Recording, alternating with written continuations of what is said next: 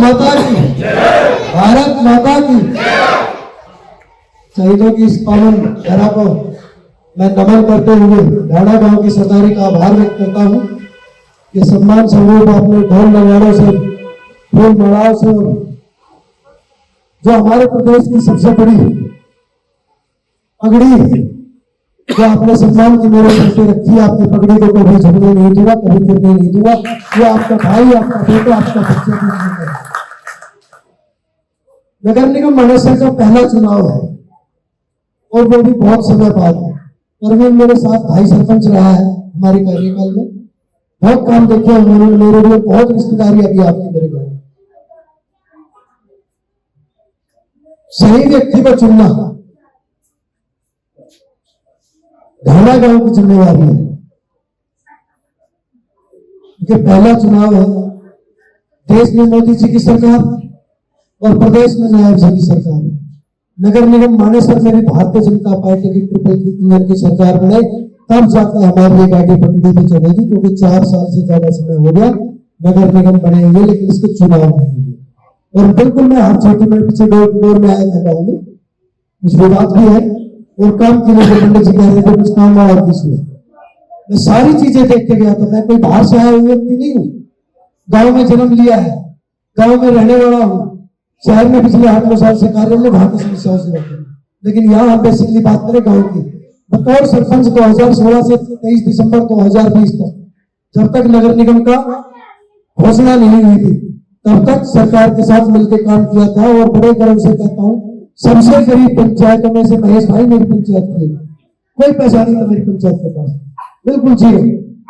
10 करोड़ रुपए के विकास कार्य मैंने अपने कार्यकाल में CSR और सरकार के साथ मिलकर कराया था। मुझे काम कराना आता है, आप पता करवा लेना। मुझे काफी रिश्तेदारी है, कोई गली नाली कुछ ऐसे नहीं छोटा। तो मैंने जब हमारा पंचायती राज का कार्यकाल, तो कौन ठेकेदार होगा, यही है, ये रहा सारा काम इसने किया था पूरा। मैंने ठेकेदार नहीं बदला, और सेक्रेटरी भी होगा, मैंने सेक्रेटरी नहीं बदला, कुछ नहीं बदलता। आपने तो जैसे हैं वैसे ही रहेंगे। मैं 10 साल पहले भी ऐसा था, 10 साल बाद भी आपको ऐसा मिलूंगा। मैं बदलने वाला नहीं हूँ। ढाणा गांव की सरदारी मेरी आपसे अपील है, प्रार्थना है, किसी ऐसे व्यक्ति को मत चुन लेना जिसके पास आप जा ना सको। आप मुझे रात में 12 बजे बुलाओगे, मेरे बाबा, मेरे ताऊ, मैं आपके पास अकेला आ सकता हूँ। और जो आदमी स्वयं 10 लोगों की सुरक्षा में रहता हो, नगर निगम मानेसर की ढाणा गांव की सुरक्षा नहीं कर पाएगा। ये बताओ के साथ पाएगा। भारतीय जनता पार्टी की सरकार बनाएंगे, ट्रिपल इंजन की सरकार बनाएंगे। देश मोदी जी के हाथ में सुरक्षित और प्रदेश नायब जी के हाथ में सुरक्षित, और नगर निगम मानेसर ढाणा गांव के हाथ में सुरक्षित रहे। इसलिए हमें कमल का फूल खिलाना है। आपकी एक एक वोट भारतीय जनता पार्टी के प्रत्याशी कमल के लिए, वार्ड में मेरे भाई चौहान साहब के लिए, और मेयर में आपके भाई, आपके बेटे, आपके बच्चे के लिए पड़े।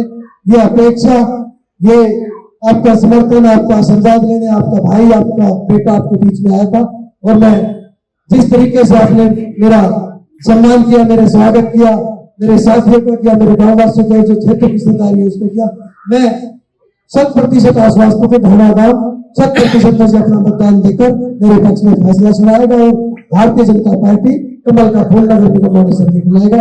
मैं बहुत बहुत आभार व्यक्त करते हुए ढाणा गांव की सरदारी को नमन करता हूँ, साधुवाद देता हूँ। जय हिंद, जय भारत, जय हरियाणा, जय नगर निगम मानेसर, और जय आओ ढाणा गांव की सरदारी। बहुत बहुत धन्यवाद। लगातार आप डोर टू डोर कैंपेन कर रहे हैं, क्या लगता है, कैसा माहौल है मैडम?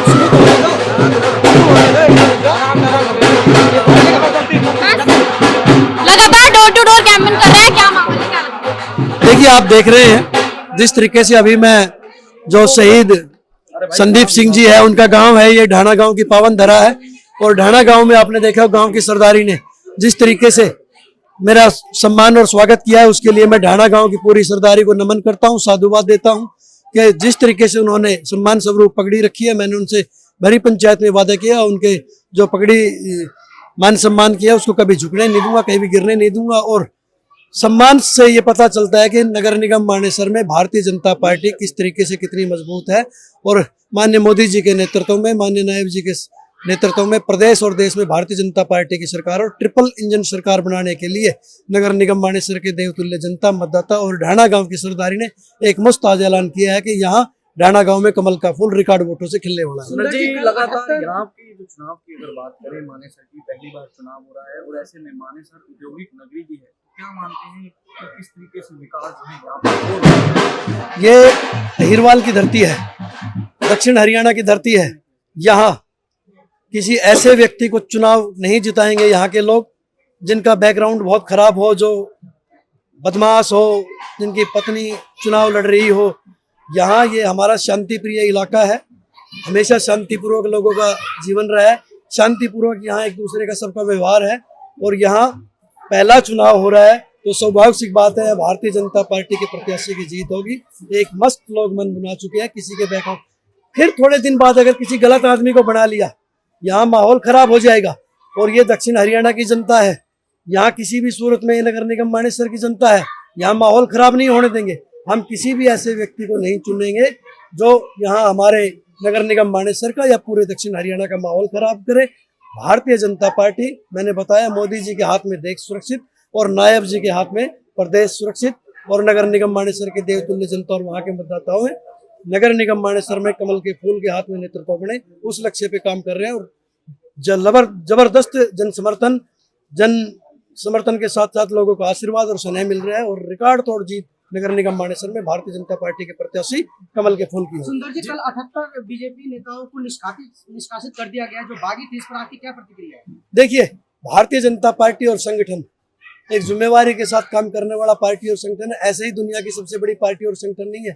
अगर कोई व्यक्ति पार्टी गतिविधियों में काम कर रहा है तो निश्चित रूप से जिला अध्यक्ष जी ने उस पर जरूर विचार विमर्श किया होगा। बाकी ये मामला मेरे संज्ञान में नहीं आया अभी, लेकिन क्योंकि चुनाव की भागादौड़ में प्रत्याशी के पास इतना समय नहीं हो पाता, ना कोई जानकारी है मुझे, लेकिन जो भी कुछ निर्णय लिया होगा पार्टी ने सोच समझ के लिया होगा। नगर निगम से निर्मोल प्रत्याशियों की आपने बात की, वहीं उनके भाषण में ये एक बात सामने आ रही है कि जिस तरीके से मानेसर नगर निगम की टिकट जो है वो लेट हुई, वो जो है अपना सर्वे में सबसे आगे थे, इसलिए भाजपा में जो है हड़कंप मचा और टिकट जो है इस वजह से देरी हुई। नहीं, जो अपने आप को ये कह रहे हैं कि हम बहुत आगे थे, तो मैंने उनको हरियाणा भवन में 2 दिन लाइन में लगे हुए देखा था भारतीय जनता पार्टी का ये सिंबल लेने के लिए। ये डंके के चोट पे कैमरे के सामने ऑन रिकॉर्ड बात कर रहा हूँ, गांव की सरदारी के बीच में मैंने 2 दिन हरियाणा भवन में उनको लाइन में लगे हुआ देखा। जब इतने ही मजबूत थे तो फिर उन्हें भारतीय जनता पार्टी का हरियाणा भवन दिल्ली पहुंचने की जरूरत नहीं थी। कुछ नहीं है, वो सब हवाई बातें हैं। भारतीय जनता पार्टी के पास अपने ही इतने प्रत्याशी थे, यहाँ 1 दर्जन से ज्यादा लोग टिकट मांग रहे थे, इसलिए माथापच्ची करनी पड़ी कि भारतीय जनता पार्टी किसको टिकट दे। मैं ये नहीं कहता मैं बहुत मजबूत था, मेरे साथ और भी बहुत दावेदार मजबूत थे टिकट मांगने वाले की दौड़ में, लेकिन भारतीय जनता पार्टी की एक खूबी है, संगठन की एक खूबी है कि वो बड़े सोच विचार के, माननीय मोदी जी ने, माननीय अमित शाह जी ने, माननीय नड्डा जी ने, माननीय मनोहर लाल जी ने और नायब सिंह जी के साथ पार्टी के शीर्ष नेतृत्व ने इस मानेसर नगर निगम, क्योंकि दुनिया के पोर्टल पे विख्यात है ये नगर निगम मानेसर, सबसे एकदम ऊपर शीर्ष नेतृत्व ने तय करके ये टिकट घोषित की है। और ये मानेसर नगर निगम का चुनाव कोई सामान्य चुनाव नहीं है, ये एक बहुत बड़ा चुनाव है जिसमें रिकॉर्ड तोड़ वोटों से भारतीय जनता पार्टी की जीत होगी। 100% नगर निगम मानेसर में कमल खिलेगा। कोई कुछ भी कहे जाए, कितनी ही बातें बना ले, उनको भी अपनी जमीनी हकीकत पता है। यहाँ बाहर के लोग लाके चुनाव नहीं जीत सकता व्यक्ति। लोगों ने, यहाँ नगर निगम मानेसर के लोगों ने वोट डालनी है। कुछ लोग कहते हैं कि दिल्ली से टिकट आ गई, ये भारतीय जनता पार्टी उसका संगठन है, यहाँ सारी चीजें वहीं से तय होती है। जब हमारी चुनाव समिति, केंद्रीय चुनाव समिति ने ये तय कर लिया कि भाई मेयर की टिकट हमारी दिल्ली से तय होगी, तो पार्टी का एक प्रोटोकॉल है। ये कोई कांग्रेस पार्टी घर की नहीं, किसी बाप बेटे की पार्टी या कोई क्षेत्रीय दल नहीं है। यहाँ सब कुछ चीज वो होती है। और ये तो बड़ी अच्छी बात है हमारे क्षेत्र के लिए कि केंद्रीय नेतृत्व ने पूरा हस्तक्षेप किया और सोच समझ के ये निर्णय लिया कि कौन हमारी पार्टी का प्रत्याशी होगा। मैं फिर कह रहा हूँ, नगर निगम मानेसर में कमल का फूल खिल रहा है, डंके की चोट पे खिल रहा है, रिकॉर्ड वोटों से खिल रहा है। नमस्कार, मैं रूबी सिंह चौहान इस वक्त मौजूद हूँ ग्राम ढाणा में। यहाँ लोग हमारे साथ मौजूद हैं जिनसे बात करेंगे और जानेंगे क्या माहौल है, उनकी क्या राय है, किसे वोट दे रहे हैं, किसे वोट दे रहे हैं। सुंदरलाल को। अच्छा, ईमानदार है और सही काम करेगा, ठीक है, ईमानदार आदमी है और नेक नीति तो बढ़िया काम करेगा सुंदरलाल। अच्छा, किन मुद्दों को देखते हुए आप वोट दे रहे हैं? पहले भी सरपंच रह चुके है। अच्छा, हाँ, बढ़िया काम करे है। अच्छा, कराया पहले काम? और क्या कुछ काम? पूरा सिकंदरपुर में जाकर देखो, बढ़िया काम कर रखे है। आदि बहुत बढ़िया है, बढ़िया देख के हम वोट दे रहा हूँ। अच्छा, ठीक है, और पार्टी तय, सबसे मेन चीज था पार्टी। ठीक है, पार्टी तय, बहुत बढ़िया आदमी है। अच्छा, बीजेपी से खड़े हैं इसलिए दे रहे हो। है ना, आदमी बढ़िया है, बीजेपी तो है, आदमी बहुत बढ़िया है। और भी निर्दलीय प्रत्याशी हैं, दावा कर रहे हैं जीतेंगे। देखो जी, दावा तो सब करे है, सब कोई करेगा कि भाई मैं जीत को, मैं जीत को। वो तो आदमी की छवि देखी जाए। ठीक है, छवि बढ़िया है तो वो जीतेगा। सुंदरलाल बहुत बढ़िया आदमी है, बढ़िया काम करेगा।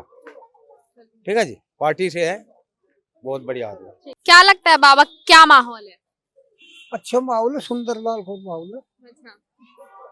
ये है जो सुंदरलाल हाँ, सुंदरलाल को है, अच्छा माहौल है। अरे डट जा यार। किसे दे रहे हैं? सुंदरलाल का एक तरफा माहौल है मैडम, यहाँ बहुत अच्छा है वो है। अच्छा माहौल, अच्छा, सुंदरलाल ही क्यों?